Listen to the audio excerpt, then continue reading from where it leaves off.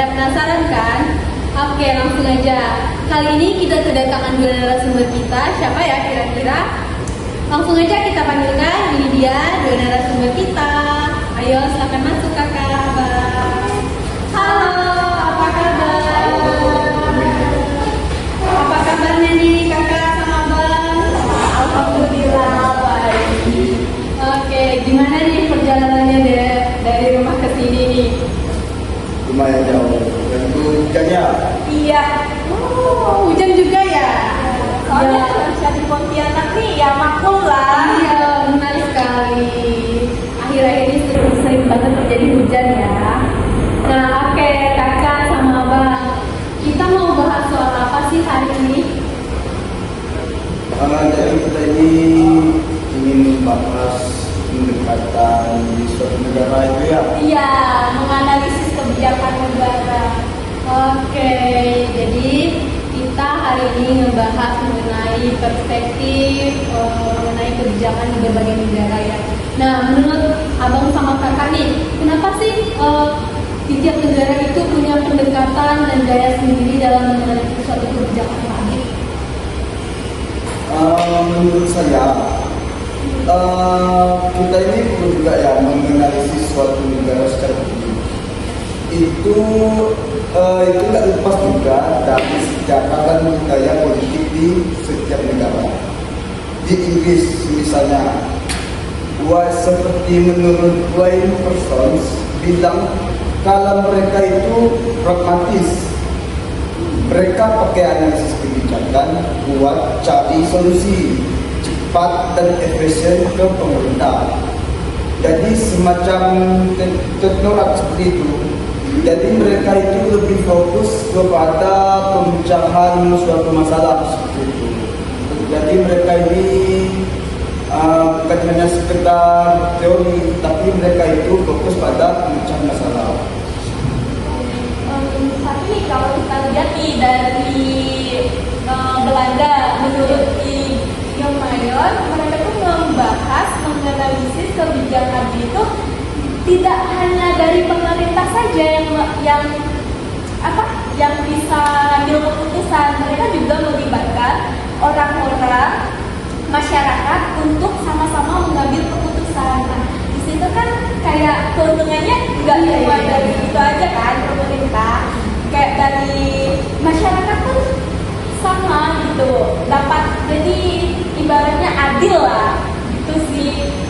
Kalau menurut yang dikatakan juga Mayor, tapi menurut aku itu oke banget sih. Kan menurutnya Karena kan? iya benar. Karena suatu keputusan nggak bisa diambil secara sepihak ya kak ya. Iya, Harus diambil secara bersamaan. Itu udah termasuk sangat-sangat masuk akal sih.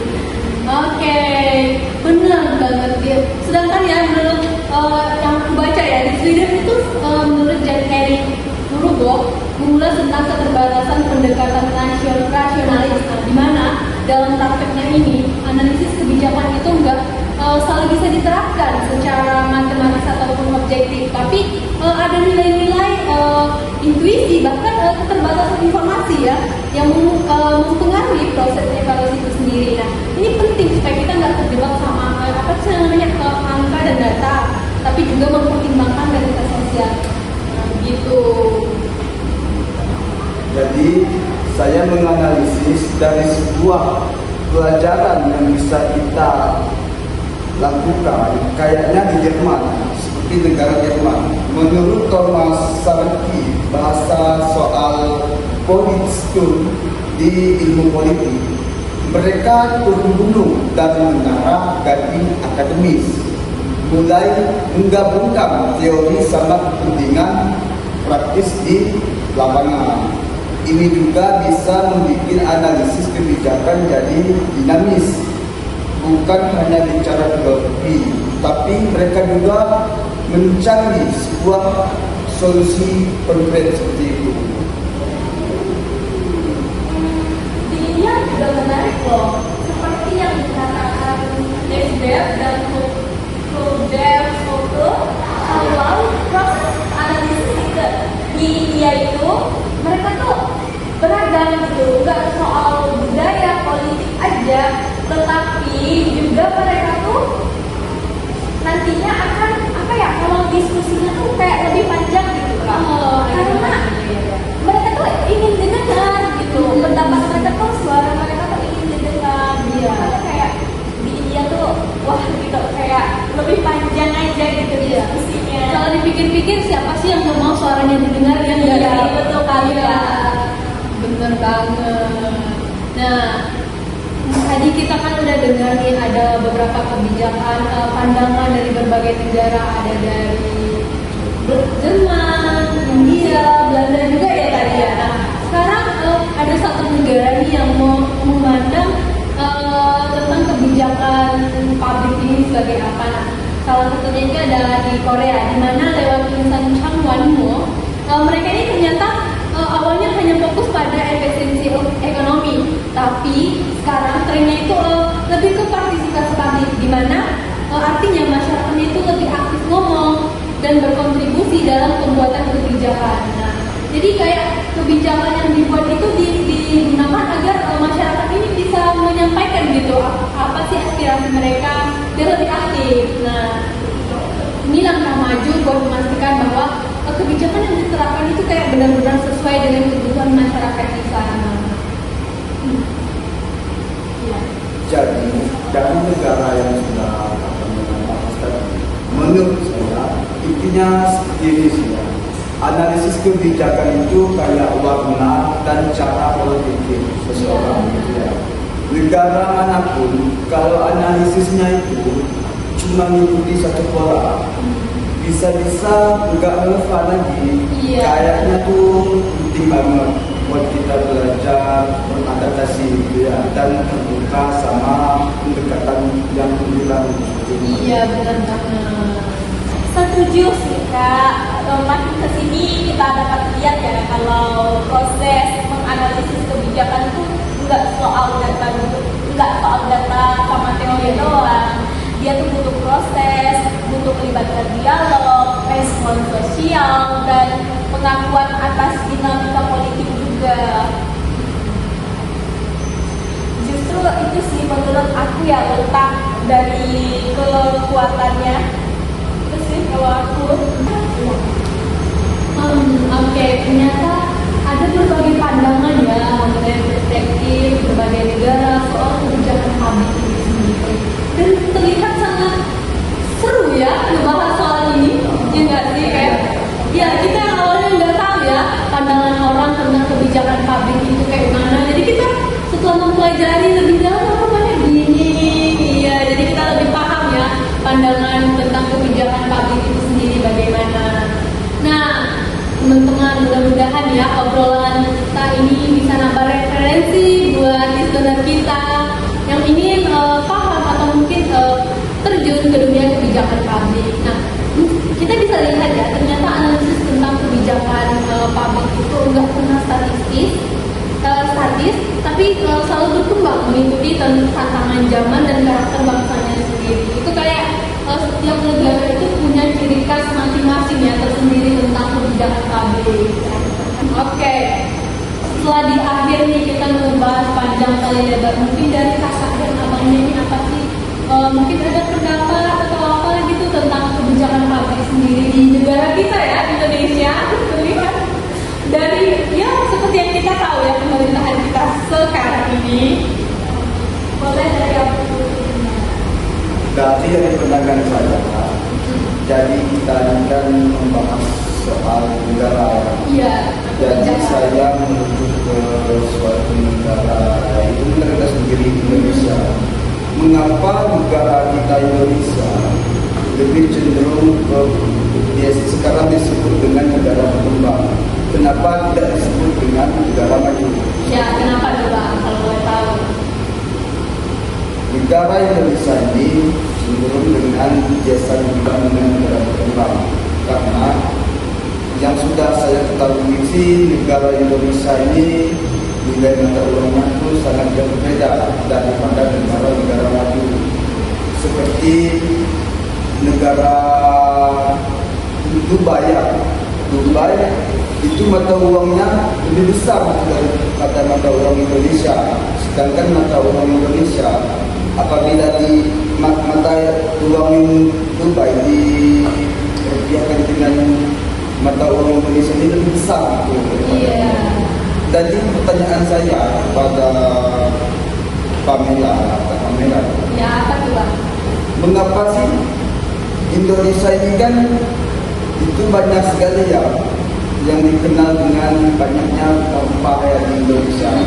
Mengapa mereka tidak bisa mengelola hasil alam Indonesia ini, tidak bisa dijadikan mereka yang negara Indonesia ini seperti negara-negara lain, yaitu negara-negara maju seperti itu. Oke, pertanyaan yang sangat bagus sih Bang. Karena bisa kita lihat ya, Indonesia itu kayak alamnya ya. Tapi kenapa sih alam yang kita punya ini tidak kita kelola sendiri, malah justru negara lain? Nah itu adalah salah satunya adalah di apa ya itu namanya fasilitasnya, pabriknya mungkin pengolahan alamnya itu di tempat kita kan itu masih sangat-sangat minim sekali ya dibandingkan negara maju di sana. Jadi kenapa itu dinamakan Indonesia ini masih dalam tahap negara berkembang? Karena kita punya kekayaan alam yang sangat banyak, tapi kita tidak bisa mengolahnya karena itu tadi keterbatasan kita dalam fasilitasnya, pengolahannya begitu. Terus karena sumber daya manusia itulah sumber daya manusia yang sangat penting. Iya. Ya kalau sumber daya manusianya rendah, ya gimana kita bisa mengolah itu? Iya benar sekali. Nah balik lagi nih ke tentang kebijakan yang kita bahas tadi. Jika kita kaitkan nih kebijakan menurut abang sama kakak nih, kebijakan pabrik yang ada di Indonesia yang tadi dengan kebijakan yang sudah kita diskusikan bersama, ada dari Jerman, Korea, bahkan India. Nah itu apa ada kesamaannya atau mungkin perbedaan dari kebijakan itu sendiri? Kalau dari aku sih Kak, Iya. contohnya tadi dari Belanda ya, mereka kan itu melibatkan orang lain, nggak cuma pemerintah doang yang ngambil keputusan, tetapi juga masyarakat kan. Iya. Nah, iya, memang di Indonesia kita ada DPR, Dewan Perwakilan Rakyat. Nah, maksudnya tuh, tapi tidak semua. Mohon maaf ya Kak, ini nggak apa-apa. Kita secara terbuka aja ya. DPR itu mewakili suara rakyat kan. Iya. Jadi yang rakyat minta itu mau wakili suara Iya, rakyat. mewakilkan suara kita sebagai masyarakat ya. Nah, Suka terus menurut abang sendiri bagaimana? Apakah kebijakan pabrik yang ada di Indonesia itu sendiri setara nggak sih sama kebijakan pabrik yang ada di luar sana, kayak di negara Belanda, India, Jerman, bahkan di Korea juga yang sudah kita jelaskan mengenai kebijakan-kebijakan yang ada di Indonesia? Menurut tanggapan abang ini gimana? Menurut tanggapan saya, ini perbedaan yang kebijakan di antara negara Indonesia dengan negara Jerman. Iya. Jadi itulah saya baca tadi dan saya pahami. Menurut saya ya, menurut saya lebih cenderung ke negara Jerman itu mereka melakukan filosofi itu secara langsung, bukan hanya sekedar teori. Jadi itu mereka langsung terjun ke suatu lapangan, tidak hanya melakukan atau mempelajari suatu teori saja. Iya. Tapi kalau dilihat-lihat ya, Indonesia itu sendiri Indonesia dikatakan sebagai negara demokrasi ya. Iya, yang dimana sebenarnya rakyatnya itu bersuara dan pemerintahnya mendengar, tapi ternyata kenyataannya di luar dari prediksi kita ya teman-teman.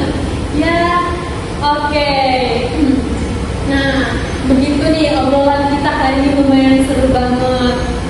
Dari aku mendapatkan pelajaran baru dari teman-teman juga. Untuk listener kita juga, mereka bakalan tahu apa sih perspektif negara-negara itu sendiri tentang kebijakan pabrik. Nah, oke, terima kasih udah dengerin episode konflik perspektif kali ini. Kita udah ngobrol banyak nih tentang gimana setiap negara punya cara yang unik dalam melihat dan menjalani kebijakan publik. Nah, semoga